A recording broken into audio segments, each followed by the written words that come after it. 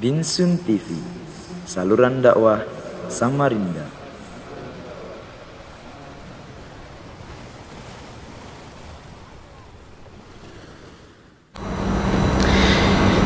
Innal hamdalillah nahmaduhu wa nasta'inuhu wa nastaghfiruh wa na'udzu billahi min shururi anfusina wa min sayyiati a'malina. May yahdihillahu fala mudhillalah wa may yudlil fala hadiyalah. Asyhadu an la ilaha illallah wahdahu la syarikalah wa asyhadu anna Muhammadan 'abduhu wa rasuluhu la nabiyya ba'dah. Qala Allah Ta'ala fil Qur'anil 'azim, ya ayyuhalladzina amanu taqullaha haqqa tuqatih wa la tamutunna illa wa antum muslimun. Amma ba'du, fa inna asdaqal hadithi kitabullah wa khairal huda huda Muhammadin sallallahu alaihi wasallam wa syarrul umuri muhdatsatuha fa inna kulla muhdatsatin bid'ah wa kulla bid'atin dhalalah wa kulla dhalalatin finnar. Hadirin jamaah salat Jumat yang Allah muliakan, kami awali khutbah pada hari ini dengan menyampaikan nasihat ketakwaan bagi diri kami pribadi dan bagi jamaah sekalian. Marilah kita meningkatkan ketakwaan kita kepada Allah Ta'ala dengan berusaha untuk mengerjakan apa-apa yang Allah perintahkan dan berusaha untuk menjauhi apa-apa yang Allah larang, supaya di dunia dan di akhirat kita mendapatkan kebahagiaan.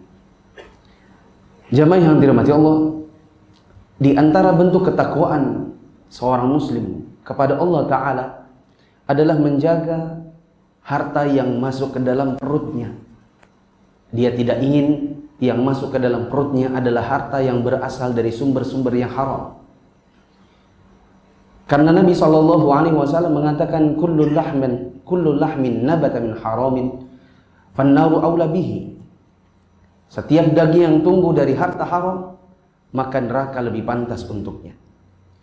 Jamaah yang dirahmati Allah, di antara bentuk harta yang masuk ke dalam perut seseorang dalam keadaan harta itu sumbernya adalah haram adalah manakala seseorang melakukan transaksi muamalah yang kita sebut dengan qard, atau sehari-hari kita sebut dengan utang piutang yang tidak sesuai dengan adab-adabnya. Bagi yang menghutangi umumnya berujung pada riba. Bagi yang dihutangi umumnya memakan harta orang dengan cara yang batil. Orang yang makan dari riba, maka Nabi SAW mengatakan dirhamu riba yaqulu rajulu wa huwa ya'lam annahu wa huwa ya'lam asyaddu min sittatin wa thalathina zaniyatan. Orang yang makan dari 1 dirham dari jalan riba, yang 1 dirham ini kalau dirupiahkan zaman sekarang kurang lebih 69.000 rupiahan, dimakan dengan cara riba, maka itu lebih berat dosanya daripada dosa 36 kali berzina. Untuk orang yang makan uangnya orang yang menghutangi dia tapi tidak dikembalikan, maka kembali kepada hadis yang saya sebutkan pertama, neraka lebih pantas untuk daging-daging yang tumbuh dari harta haram. Pada kesempatan khutbah hari ini, saya ingin menyampaikan beberapa adab yang harus dipatuhi oleh setiap yang berhutang maupun yang berhutang maupun yang punya uang. Karena hal ini menjadi salah satu polemik sepanjang masa. Dahulu kita tahu ada rentenir yang datang rumah ke rumah. Di zaman sekarang ada rentenir yang bikin aplikasi. Mau namanya pinjol legalkah, mau ilegalkah, sama aja. Semuanya adalah perbuatan haram. Adminnya, ownernya, pemilik dananya, semua makan riba. Termasuk orang yang menjadi pendownload aplikasinya lalu kemudian pinjam di sana. Jamaah yang dirahmati Allah, di antara adab seseorang manakala dia berhutang, pertama, tidak boleh hutang kecuali butuh saja. Sebagian orang di zaman sekarang pinjam uang termasuk download aplikasi pinjol untuk sesuatu yang tidak penting, sesuatu yang bukan hajat syar'i. Contoh, dia lihat ada orang yang sudah punya handphone yang dia idam-idamkan.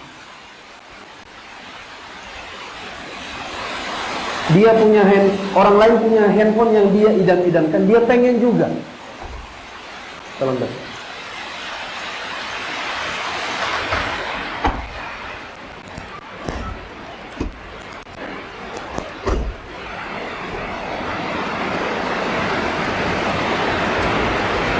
Saya ulangi. Contohnya dia punya teman yang sudah punya handphone yang dia idam-idamkan, iPhone 13 Pro Max. Punyanya cuma Oppo. Karena iri dengan orang lain, pengen juga. Akhirnya karena tidak punya uang cash, butuhnya adalah cicil, aplikasi downloadan pinjaman online yang dipakai. Padahal kalau ditanya apa pentingnya, tidak punya kecuali gaya. Karena kalau katanya hanya kebutuhannya adalah komunikasi, HP banyak yang sudah bisa komunikasi dengan spek-spek atau merek yang tidak begitu prestisius juga bisa. Sehingga kalau dikejar apa kebutuhan Anda untuk pinjam, nggak punya. Maka orang-orang seperti itu melanggar adab syar'i. Hutang itu baru boleh kalau hajat. Sebagian orang mengira hutang itu hukum asalnya boleh. Salah. Yang benar, hukum asal hutang adalah makruh, dibenci. Nanti kaidah fikihnya adalah yang dibenci baru jadi mubah manakala hajat. Makanya Nabi SAW senantiasa berdoa, Allahumma inni a'udzubika minal ma'tani wal maghram. Ya Allah, aku berlindung kepada Engkau dari dosa dan hutang. Nabi berlindung dari hutang. Maka hukum asalnya adalah makruh dulu, dibenci dulu. Nanti baru jadi mubah kalau datang hajatnya. Sampai-sampai ada yang bertanya kepada Nabi, ya Rasulullah, seringkali Anda berdoa dari hutang. Apakah hutang itu juga dosa? Maka Nabi SAW memberitahukan alasannya. Inna rajula idza gharima hadatha fakadzaba wa wa'ada fa akhlafa. Orang itu kalau biasa berhutang, biasanya kalau ngomong biasanya bohong. Dan kalau janji-janji suka diingkari. Adab yang kedua adalah kalau berhutang, maka hanya boleh besaran yang dibutuhkan saja. Contoh, ada orang istrinya mau melahirkan, butuh uang untuk sesar. Kebutuhannya misalnya 10 juta. Maka dia hanya boleh pinjam ke orang lain sebatas kebutuhan, yaitu 10 juta. Orang di zaman sekarang dapat kelonggaran, mau diutangi berapa, dia pikir lagi yang di luar dari kebutuhannya. Tambah ini, tambah itu. Akhirnya jadi 20 juta. Lebih dari yang dia butuhkan. Ini melanggar adab syar'i. Adab yang ketiga adalah berhutang kepada orang yang soleh dan tahu hukum. Sebagian orang hutang kepada orang yang gak ngerti hukum. Akhirnya jatuh ke dalam riba. Yang paling banyak terjadi di zaman kita sekarang ini, ada orang mengatakan, pinjamkan kepadaku modal, nanti kita bagi hasil. Mereka nggak paham hukum. Pinjam modal itu akadnya qard. Kalau ada bagi hasil itu akadnya syirkah. Kok ada hutang dicampur dengan syirkah, itu bagaimana? Kalau mau ngutangin, maka untung rugi kembalinya sama. Kalau investasi, untung rugi, untung sama-sama, rugi sama-sama. Dicampur-campur. Yang ada orang kalau mengutangin maunya uangnya kembali utuh, tapi mau juga prosentasenya. Jatuh mereka ke dalam riba karena salah ngomong. Dicampur antara pinjam dengan bagi hasil. Kenapa demikian? Karena nggak paham hukum. Maka tidak bisa berhutang kecuali kepada orang yang ngerti hukum saja, supaya tidak jatuh ke dalam riba. Adapun yang dipinjol, saya yakin orang-orang yang nggak paham hukum. Karena kalau paham hukum nggak bakal bikin seperti itu. Di antara adab yang lain adalah cicilan dan pelunasan harus jadi prioritas utama. Sebagian orang ketika dia datangnya kayak kucing matanya, berbinar-binar. Manakala sudah ditagih, kemudian datang malah marah-marah. Dia yang kayak singa. Ketika ditanya kapan bayar cicilannya, marah dia. Apa sih? Gak sabar betul. Dan tidak dijadikannya prioritas utama. Tidak disisihkan dulu, oh ini buat cicilan. Dipikirin dulu, mau beli ini, mau beli itu, mau beli cicil ini, cicil yang lain dulu. Maka orang seperti ini melanggar adab syar'i. Di antara adab yang lain adalah menuliskan atau menyertakan dua saksi atau menyertakan jaminan atau penjamin. Kalau mau berhutang, apalagi kalau besar, meskipun kepada saudara kandung, bahkan orang tua sendiri, apalagi yang jumlahnya besar, maka itu adabnya adalah ditulis. Hitam di atas putih, pihak satu, pihak dua, ditambah dua saksi di bawahnya. Kalau tidak bisa, Atau itu harus bisa kalau tulisan. Kalau tidak bisa atau tidak yakin dengan jumlah cicilannya, maka kasih jaminan. Antum mau hutang berapa? 10 juta. Meskipun kepada orang tua, kalau ada jaminan, kasih jaminan. Misalnya BPKB motor. Jadi ketika nanti antum yang meninggal, orang tua bisa mengambil haknya dari BPKB yang dijaminkan. Nanti turunannya adalah berupa warisan. Mana yang diwariskan anak, mana yang diwariskan orang tua, siapa dapat berapa. Kalau tidak ada, maka harus ada penjamin. Misalnya seseorang mengatakan, bisakah kamu menjaminkan saya? Saya mau ngutang sama fulan, yang kalau nanti saya nggak bisa bayar, kamu yang bayar. Biasanya yang seperti itu adalah kepada saudara kandung atau kepada teman-teman khusus. Di antara adab yang lain adalah membayar dengan baik. Seperti tepat waktu. Sebagian orang manakala datang cicilannya lari. Ketika datang waktu penagihannya, ganti nomor telepon. Pindah kontrakan tengah malam. Gak jelas kemana. Di antara adabnya adalah mendoakan. Ucapkanlah, jazakumullah khairan, sudah dihutangi. Semoga Allah memberkahimu, keluargamu, dan hartamu dari apa yang sudah kamu pinjamkan kepada saya. Tidak apa-apa untuk menambahkan atau melebihkan dengan syarat tidak ada perjanjian. Nabi SAW dahulu pernah hutang unta. Di masa pengembalian, maka Nabi memerintahkan sebagian sahabat untuk cari di pasar unta yang semisal yang dipinjam.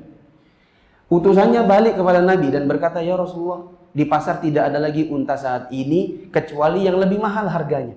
Maka Nabi mengatakan, beli lalu kembalikan dengan unta yang seperti itu. Tidak ada perjanjian Nabi dengan yang menghutangi, dilebihkan, maka ini boleh. Di antara adab yang lain adalah memberi kabar jika terpaksa tidak mampu bayar atau menunda. Sekali lagi, jangan hilang begitu saja. Orang yang baik dalam hutangnya itu adalah yang gak perlu dikejar-kejar, tapi dia yang ngejar yang punya uang. Yang duluan inisiatif. Merasa malu kalau ditagih. Duluan ngomong, untuk bulan ini saya tunda sampai tanggal sekian. Untuk bulan ini dirapel sama yang bulan lalu. Dan yang semacam itu. Di antara adab yang lain adalah tidak boleh berdusta atau ingkar janji. Dan ini sebagaimana yang disebutkan Nabi SAW dalam hadis yang sempat saya sebutkan tadi. Kata Nabi SAW, orang itu kalau terbiasa ngutang, biasanya kalau bicara akan dusta, kalau berjanji akan ingkar. Ada seorang sahabat Nabi namanya Abu Qatadah. Abu Qatadah ini dikenal berduit. Makanya ketika Nabi melayat seseorang dan Nabi tidak mau sholatkan gara-gara orang itu punya utang, wafat dalam keadaan utangnya belum dibayar, Abu Qatadah yang bayarkan. Abu Qatadah ini pernah datang ke rumah seseorang yang pinjam uang sama dia. Kalau dilihat, oh kayaknya mungkin sendalnya ada, maka dia pun salam. Karena yakin di dalam rumahnya ada orang. Assalamualaikum fulan. Fulan ini hafal dengan suaranya Abu Qatadah. Maka dia mengatakan kepada keluarganya, jangan ada yang keluar. Itu pasti Abu Qatadah mau tagih hutang. Apa yang dikerjakan si fulan ini? Di dalam lagi makan khazirah.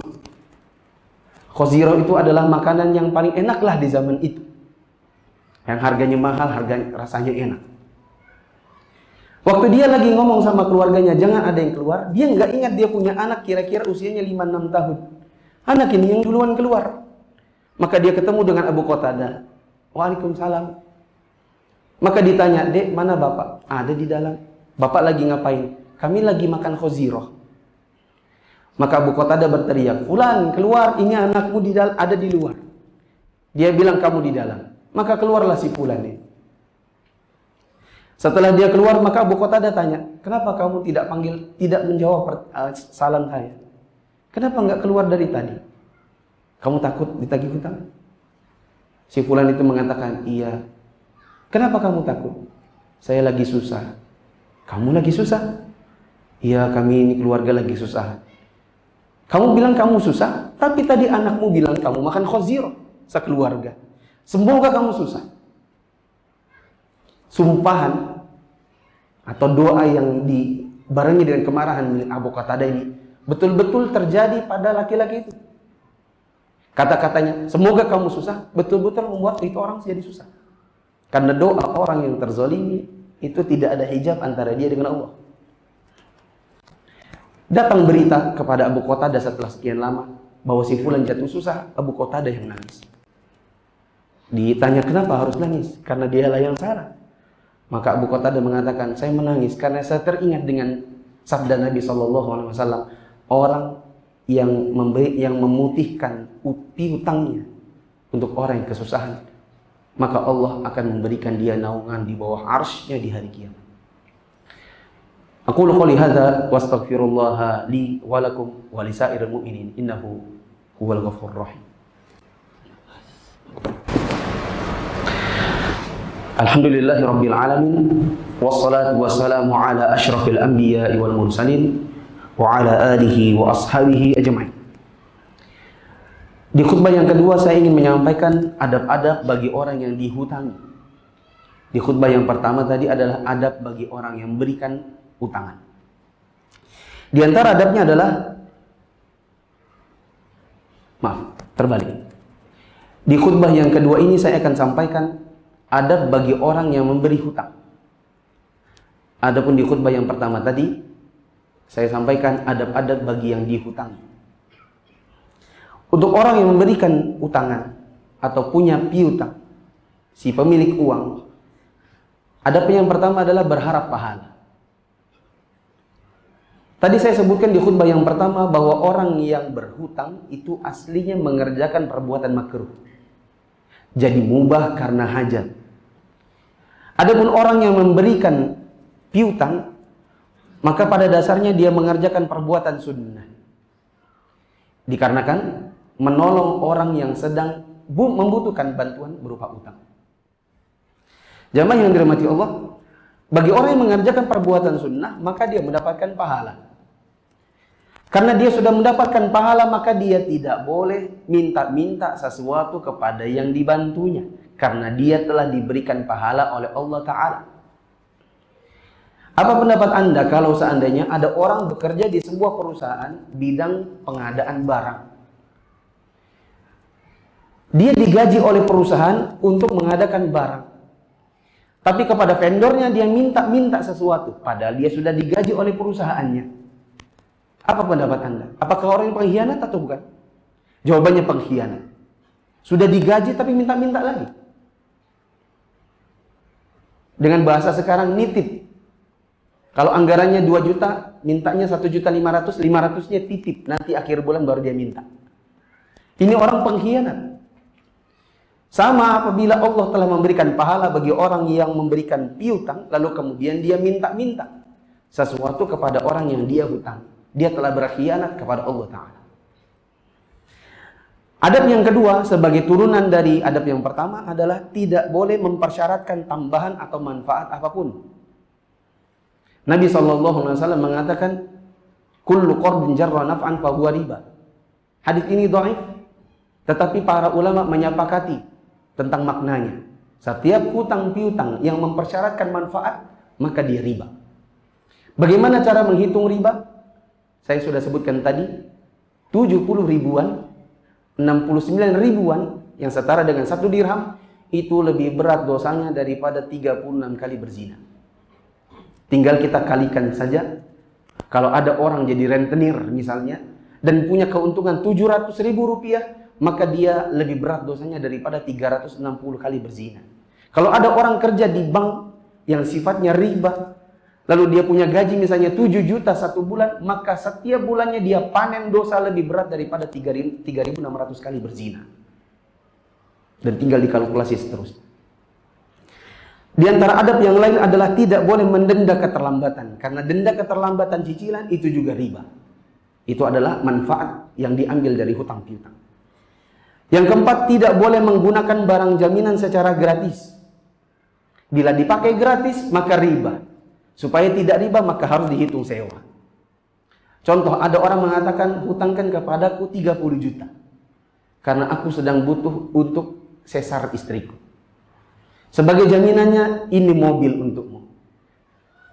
Aku tinggalkan padamu mobil ini beserta kuncinya dan STNK-nya sampai aku bisa mengembalikan 30 juta itu.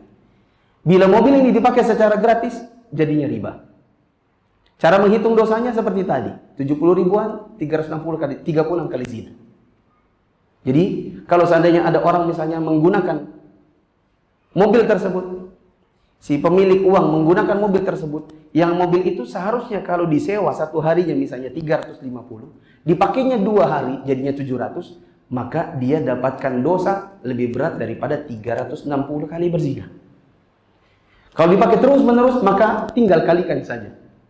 Supaya tidak riba, maka harus dihitung sewa.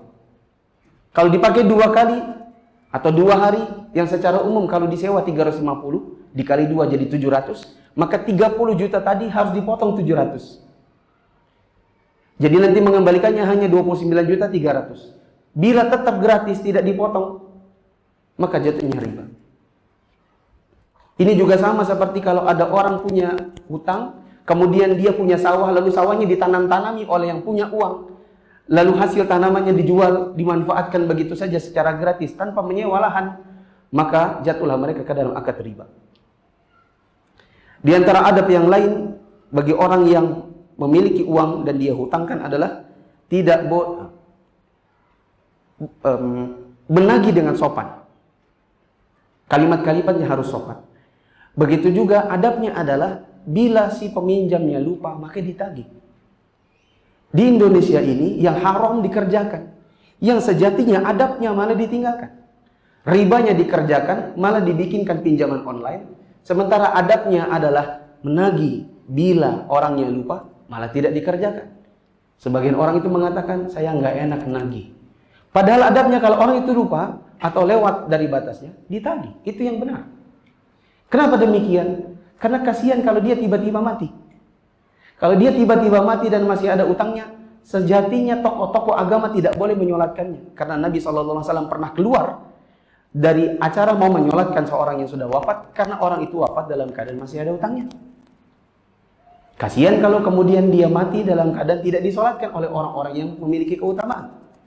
Bahkan Nabi SAW mengatakan kalau ada orang meninggal dalam keadaan masih ada utangnya dan tidak ada yang membayarkan, nanti dia bertemu dengan Allah di hari kiamat dengan status seperti pencuri. Maka untuk menyelamatkan dia dari dosa yang demikian, diingatkan.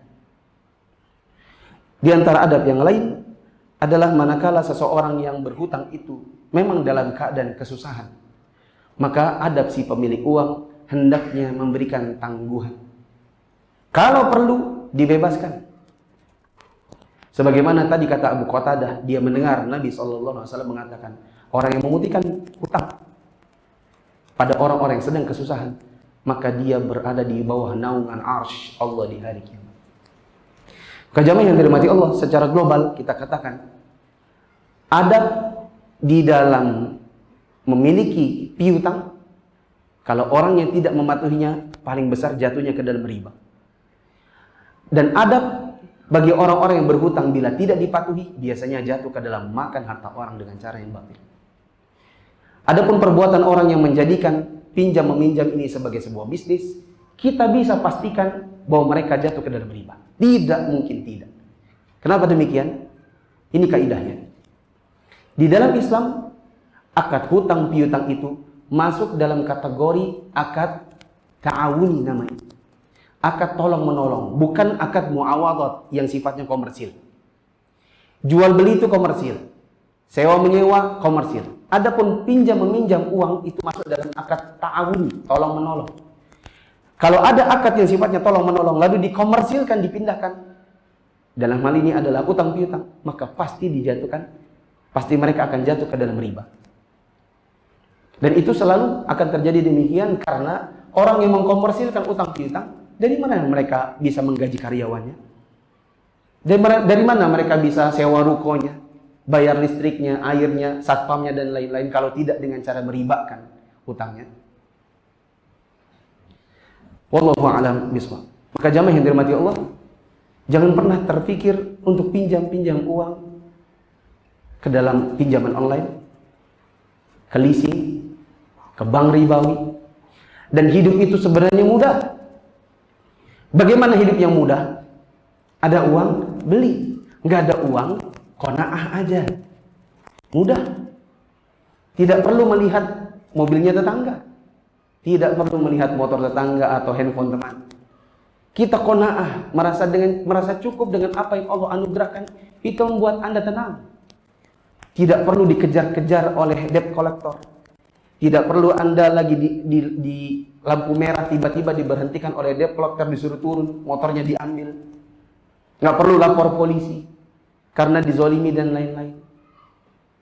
Hidup itu mudah. Ada uang, beli. Nggak ada uang, berdoa dan qanaah. Ini adalah hari Jumat, hari di mana Rasulullah SAW mensunnahkan untuk memperbanyak salawat kepada beliau, dan Allah berfirman, Innallaha wa malaikatahu yusalluna 'alan nabi ya ayyuhalladzina amanu sallu 'alaihi wa sallimu taslima. Allahumma salli 'ala Muhammad wa 'ala ali Muhammad kama shallaita 'ala Ibrahim wa 'ala ali Ibrahim innaka Hamidum Majid. Allahumma barik 'ala Muhammad wa 'ala ali Muhammad kama barakta 'ala Ibrahim wa 'ala ali Ibrahim innaka Hamidum Majid. Allahumma ighfir lil muslimina wal muslimat wal mu'minina wal mu'minat al ahya'i minhum wal amwat innaka sami'un qaribun mujibud da'wati qadhi hajat. Allahumma anfa'na bima 'allamtana wa 'allimna ma yanfa'una warzuqna ilma. Allahumma inna na'udzubika min 'ilmin la yanfa' wa min qalbin la yakhsha wa min nafsin la tashba' wa min da'watin la yustajabu laha. Rabbana atina fid dunya hasanah wa fil akhirati hasanah wa qina adzabannar. Walhamdulillahi rabbil alamin.